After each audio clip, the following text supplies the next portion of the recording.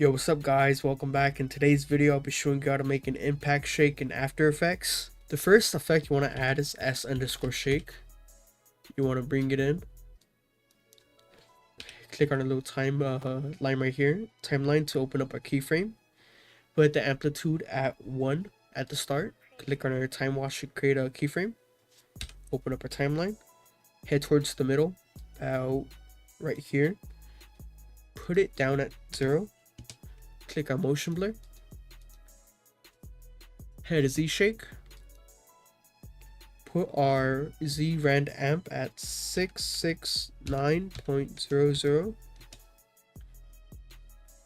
Then I'm gonna ease this right here, and then I'm gonna add another shake.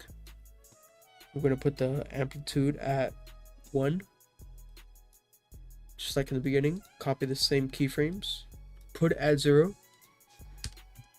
Put the motion blur, but I'm gonna head to Y shake, and I'm actually going to mess with the keyframes because I forgot, but put it about right there, and put our beginning keyframe at the end of our S shake at the end. So put it about right here. Put our Y rand amp at 1295. And then ease right here, and this is how it's going so far.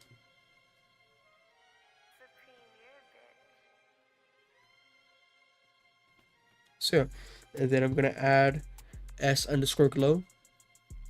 I'm gonna open up a keyframe a bit more. Put this one right behind, and then on the actual shake, I'm gonna put it to 0.08, so it's more. Has more glow. Then I'm gonna put it towards the end. Gonna put it down. Gonna put it back up to 0.5. Next, I'm gonna add radio blur. You want to put the type on zoom, quality on high, and follow the same keyframes as S_glow. So head to the start, about right here. Click on our time watch. Put it at 0.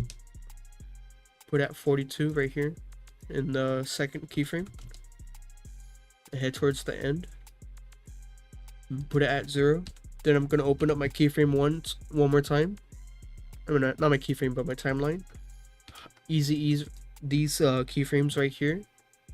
Then I'm gonna close up my timeline, and yeah, that is all the effects you need for this impact shake, and this is the final result. Thank you guys so much for watching. I'm kind of sick right now, so if I sound weird, and have a good day. Bye.